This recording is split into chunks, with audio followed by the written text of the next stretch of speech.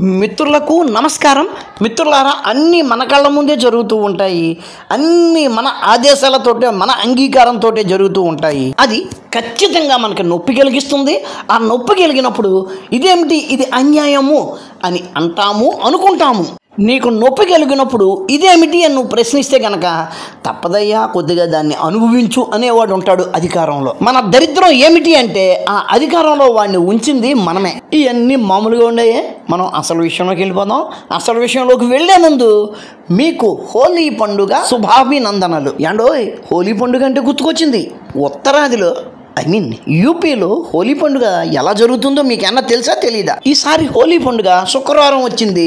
ప్రతి శుక్రవారం కూడా జుమ్మా నమాజులు మసీదుల్లో జరుగుతుంటాయి. కానీ ఈసారి శుక్రవారం నాడు హోలీ పండుగ వచ్చింది. ఉత్తరప్రదేశ్లోను, ఢిల్లీలోను మన ముస్లిం సోదరులు ఏమని తీర్మానించుకున్నారంటే, మనకు సంవత్సరానికి 52 శుక్రవారం జుమ్మా నమాజులు ఉంటాయి. పాపం వాళ్లకు సంవత్సరానికి ఒకే ఒక్క హోలీ పండుగ ఉంటుంది. వాళ్ళ హోలీ పండుగ సంబరాలు ఇబ్బంది పడకుండా ఉండడం కోసం మనం జుమ్మా నమాజును కొద్దిగా వెనక్కి జరుపుకుందాం, టైం మార్చుకుందాం అని తీర్మానించుకున్నారు. సంవత్సరానికి ఒక్కసారి వచ్చే హిందువుల హోలీ పండుగ సక్రమంగా జరగడం కోసం ఉత్తరప్రదేశ్లోను, ఢిల్లీలోను ముస్లిములు తమ జుమ్మా ప్రేయర్ సమయాన్ని సవరించుకున్నారు. మరి మొన్న మార్చి 3వ తారీఖున రాయచోటిలో ఏం జరిగింది? రాయచోటిలోని వీరభద్రస్వామి వారి దేవాలయానికి వేల సంవత్సరాల చరిత్ర ఉంది.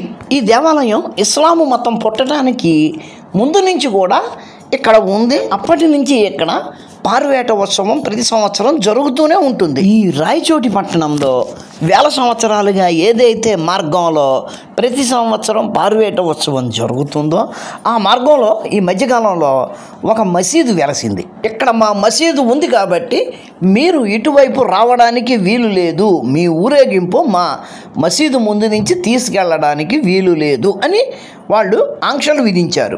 అక్కడ జరుగుతున్న వ్యవహారం లోకల్ పోలీసులకు తెలుసు. అందులో వాళ్ళు నిమ్మకు నీరెత్తినట్టు ఉన్నారు.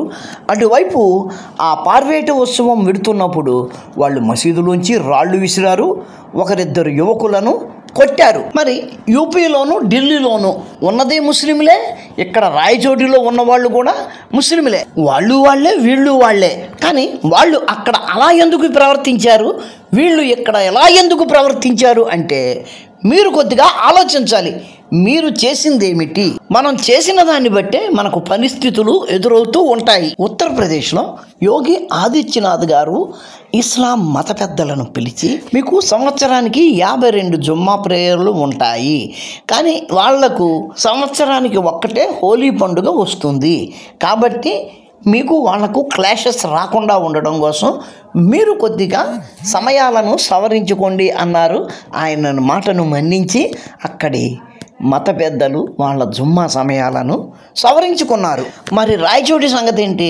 రాయచోటిలో పోలీసులు చోద్యం చూస్తూ కూర్చున్నారు. గొడవలు జరిగాక 144 సెక్షన్ విధించారు. అలాగే రాళ్లు వేసిన వాళ్ళ మీదే కాకుండా రాళ్లు వేయించుకున్న వాళ్ళ మీద కూడా కేసులు పెట్టారు. అక్కడితో ఆగలేదు. హిందువులు తమ ఇళ్లలో భజనలు చేసుకోవటానికి కూడా ఆంక్షలు విధించారు. ఈ పోలీస్ నోటీస్ కూడా ఒకసారి చదువుదాం. ఇది రాయచోటికి 15 కిలోమీటర్ల దూరంలో ఉన్న లక్కిరెడ్డిపల్లి గ్రామంలో ఒక వ్యక్తి భజన చేసుకుంటున్నాడట. ఆయన పేరు ఆకుల బాలనరసింహులు. ఆయనకు పోలీసులు ఈ నోటీస్ ఇచ్చారు. చదువుదాం. లక్కిరెడ్డిపల్లి మండలం మరియు టౌన్ మదీనా నగర్లోని మదీనా మస్జిద్ వద్ద నివాసం ఉంటున్న హిందూ కమ్యూనిటీ మరియు ముస్లిం కమ్యూనిటీల మధ్య మనస్పర్ధలు ఉన్నాయి. ఆ విషయంగా పలుమార్లు పోలీస్ మరియు రెవెన్యూ వారి ఆధ్వర్యంలో పీస్ కమిటీ మీటింగ్ పెట్టి ఇరువురికి నచ్చజెప్పి సమస్యను సర్దుబాటు చేసినారు. ప్రస్తుతం సదరు మస్జిద్ వద్ద పోలీస్ పికెట్ నడుస్తుంది. పికెట్ డ్యూటీలో ఉన్న పోలీస్ వారు పై తెలిపిన మీరు మీ ఇంటి నందు భజన కార్యము చేస్తున్నారని, ముస్లిం కమ్యూనిటీ వారు నమాజు చేయు సందర్భంలో వారికి ఇబ్బంది కలుగుతుందని, ఈ విషయంలో ప్రస్తుతం శాంతియుతంగా ఉన్న వీధిలో మరల హిందూ ముస్లిం కమ్యూనిటీల మధ్య మనస్పర్ధలు కలిగి శాంతి భద్రతల సమస్య ఏర్పడవచ్చునని తెలిపినారు. ఈ మధ్య కాలంలో రాయచోటి నందు వీరభద్రస్వామి పార్వేట సందర్భంగా స్వామివారి ఊరేగింపులో కొంతమంది కొత్త వ్యక్తులు ఆకతాయిలు చేరి శాంతి భద్రతలకు విఘాతం కలిగించినారు.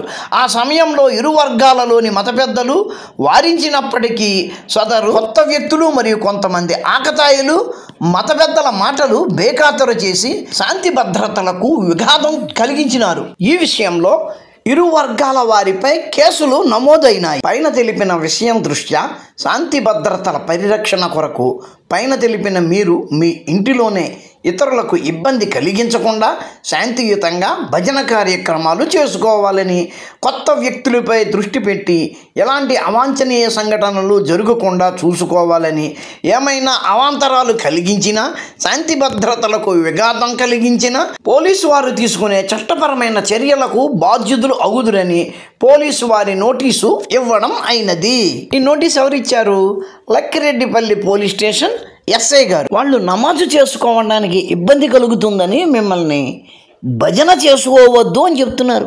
మీ ఇంట్లో జరిగే శుభకార్యానికి 10 మందిని పిలుచుకోవడానికి వీల్లేదు అని చెప్తున్నారు పోలీసులు. మరి వీళ్ళ ఇంట్లో భజన జరుగుతుంది, మీరు నమాజు చేసుకోవడం ఆపండి అని వాళ్ళకి చెప్పాలి కదా, ఎందుకు చెప్పరు? ఇక్కడ పోలీసులు వాళ్లకు ఏది కావాలంటే అది అరేంజ్ చేస్తున్నారు. హిందువులకు మాత్రం ఆంక్షలు విధిస్తున్నారు. ఈ ఆంధ్ర ఒక్కటే అనుకోకండి, పక్కన తెలంగాణలో కూడా అంతే. నగరంలోని రోడ్లు, బహిరంగ ప్రదేశాల్లో ఇతరులకు అసౌకర్యం కలిగించేలా వ్యక్తులు, ప్రదేశాలు, వాహనాలపై రంగులు లేదా రంగు నీళ్లు చల్లకూడదు. శాంతి భద్రతలకు విఘాతం కలిగించేలా వీధులు, బహిరంగ ప్రదేశాల్లో బైకులు, ఇతర వాహనాల్లో గుంపులుగా తిరగకూడదు. మార్చి 13 సాయంత్రం 6 గంటల నుంచి మార్చి 15వ తేదీ ఉదయం 6 గంటల వరకు ఆంక్షలు అమల్లో ఉంటాయి. ఆంక్షలు ఉల్లంఘించిన వారు హైదరాబాద్ సిటీ పోలీస్ యాక్ట్ 1348 పసిలిలోని సెక్షన్ 76 కింద శిక్షార్హులు అంటున్నారు. ఈ 2 రాష్ట్రాలలో ఉన్న ప్రభుత్వాలను కూడా గెలిపించింది హిందువులే. తెలంగాణలో అంటే తప్పదు, అది ఎలాగా కాంగ్రెస్ ప్రభుత్వం, మాది ముస్లిం పార్టీ అని వాళ్ళు పబ్లిక్గా చెప్పుకున్నారు కదా. మరి ఆంధ్రప్రదేశ్ సంగతి ఏంటి? ఎన్డీఏ. దీన్ని ఎందుకు గెలిపించారు? అంతకుముందు పాలన జగన్మోహన్ రెడ్డి గారు పూర్తిగా హిందూ వ్యతిరేక కిరస్థానీ ప్రచారక ప్రభుత్వాన్ని నడిపారు కాబట్టి ఆ కోపంతో పవన్ కళ్యాణ్ గారి హిందుత్వ వైఖరిని గమనించి హిందువులు ఎన్డీఏకి ఓటేసి గెలిపించుకున్నారు. గెలిచిన తర్వాత ఎన్డీఏ పరిస్థితి ఏంటి? కాంగ్రెస్ పార్టీలాగే వాళ్ళు కూడా వాళ్ళ సంఖ్య నౌకుతున్నారు. తెలంగాణలో అయితే వారు కోరి కాంగ్రెస్కి ఓటేసి బీజేపీని ఓడించి గెలిపించుకున్నారు కాబట్టి అక్కడ హిందూ వ్యతిరేక పాలన నడుస్తుంటే అది వాళ్ళు స్వయంకృత అపరాధం, వాళ్ళు చేసుకున్నది. కానీ ఆంధ్రప్రదేశ్ పరిస్థితి ఏంటి?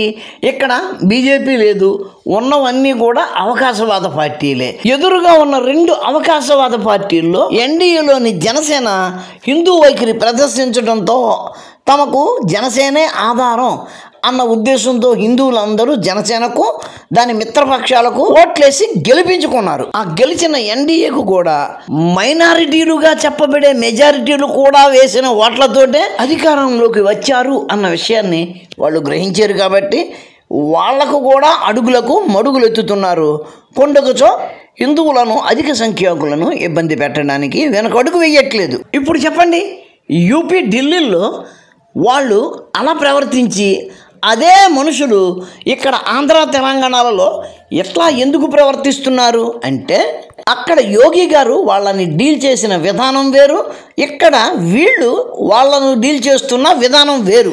మనం స్వేచ్ఛగా మన మత విశ్వాసాలను ఆచరించుకోవాలి అంటే అక్కడ యోగి గారి లాంటి ముఖ్యమంత్రి అయినా ఉండాలి, బీజేపీ లాంటి పార్టీ అయినా ఉండాలి. అంతేగాని వాళ్ళ ఎంగిలి ఓట్ల కోసం తహతహలాడే ఏ పార్టీ కూడా సక్రమంగా తన విధిని నిర్వర్తించదు. అది మిత్రులారా, ఉంటాను. నమస్కారం. మతోన్మాదంపై రామబాణం.